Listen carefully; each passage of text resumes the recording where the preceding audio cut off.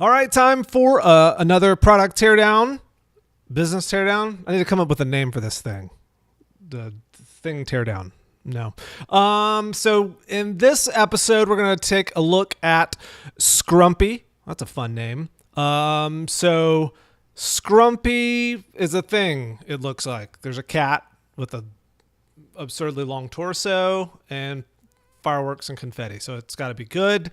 So Hans writes in and says and asks or talks about the thing they're struggling with is converting users to subscribers. So taking a random website visitor and then them becoming a paying customer is what I'm presuming here, not just starting a trial, but we can talk about both of those things. He says that he thinks the text on the landing page doesn't nail it. Would love to hear your feedback. Okay, so let's jump in right there, starting with the text on the page because I'm seeing it for the first time here as well. So we come to the website, it says planning made simple. Planning what? Planning a wedding, planning a vacation. I don't know. Planning is extremely generic. But then the subtext there says Scrumpy is designed for agile teams who manage multiple projects. Okay, so it's for basically project management. The agile side makes me think it's more maybe developer focused. Either way, so we want you to stay focused on the important things, get started for free. I'll take you to sign up, make agile planning more productive. It talks about why they did the thing. Talks about how they're trying to change it. Lots and lots of text about all the things. So you got an app, macOS app. Holy moly, that torso still going. Okay.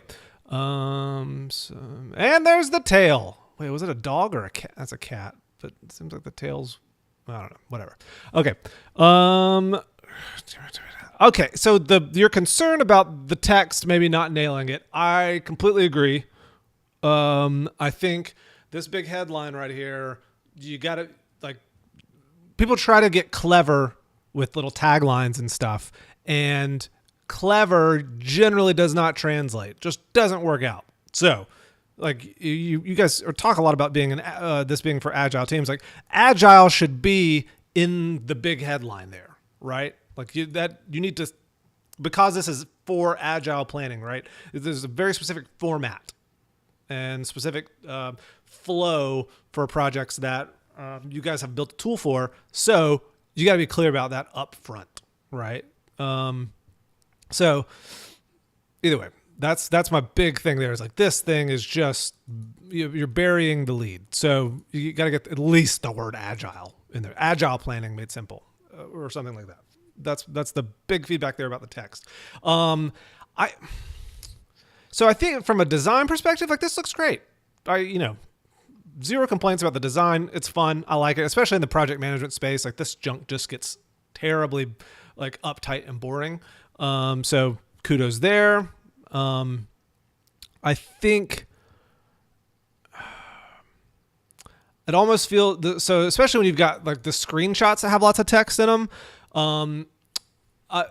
Generally, I don't think having screenshots of actual UI, it's setting yourself up for some failure because in a month, in a week, I don't know, this UI changes, right? I mean, you make some sort of tweak and it becomes outdated. They just become dated very quickly. So you'd almost be better off as doing these illustrations that sort of encapsulate what you're trying to say over here. So example, let's take Varimatrix. So we do this with, let's take an example here. So we have UI elements that kind of look like this, but these aren't screenshots from the app, right? They are sort of a dumbed down version of a UI element or a UI element that we've been able to sort of zoom in on and say here's what we're trying to convey. And these little UI bits, basically we try to match that up with the text that's over to the side. So another example of that. So that's you almost want an illustration of the concept and not trying to grab some screenshot that specifically shows what you're doing there, because it becomes very noisy. Let's see. Yeah, these whole like big blocks of sort of feature descriptions, nobody really reads them. So I would potentially just get rid of them completely. The way that we've kind of solved this or tried to approach that is with this like carousel thing. At the very least, it makes it, whoops, didn't mean to click on it, kind of interactive. So those slowly, they rotate. And, you can thumb through those if you want. But the main thing you're trying to convey is,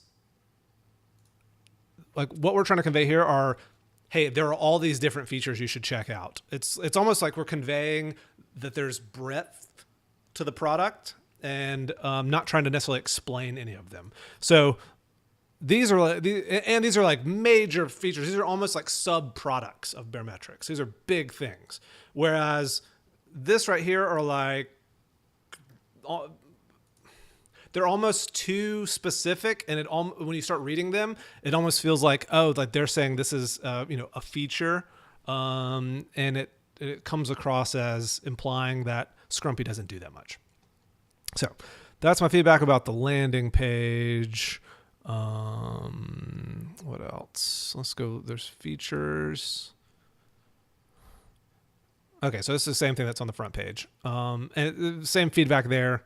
You've got more of them. It's almost too much of these items just to slam it all on one page. But I still think I would do this sort of dumbed down illustrated version of each of these things. But I don't think anybody's going to read all of this stuff. It's just too much. I like the little frequently asked questions kind of thing.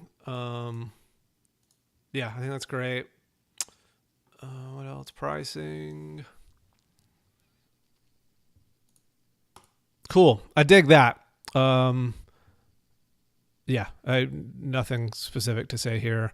Other than you may try. So I think per user pricing is solid. And I think having one.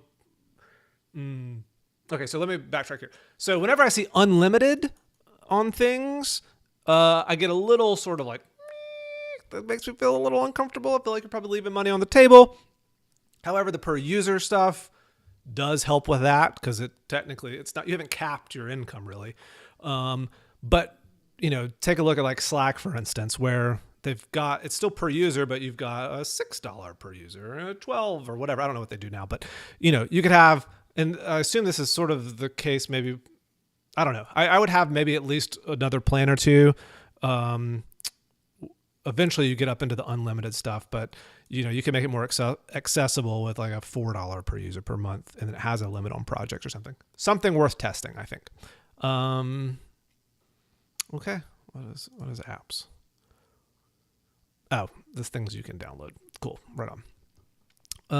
Do you guys have like an about page or something? So I don't see like about the company kind of thing. So especially in the when you start talking about agile stuff, I mean, that tends to be organizations and companies that I picture as having a little more, not red tape's not the right word, but many processes in place, and they want to think through all this stuff, and they've got somebody who's looking at what tools should we use, and they're doing all this research, and having an about page is a great way to give to put a face to the company and say like, hey, we're a team working on this thing, and there's people behind this. That's low-hanging fruit kind of stuff. Otherwise, I think that's all I got. I hope that's helpful. And yeah, let me know if you have any questions about anything. I'm happy to help however I can. And for anybody else watching, check out baremetrics.com for revenue analytics. And I think that'll do it. All right, the end.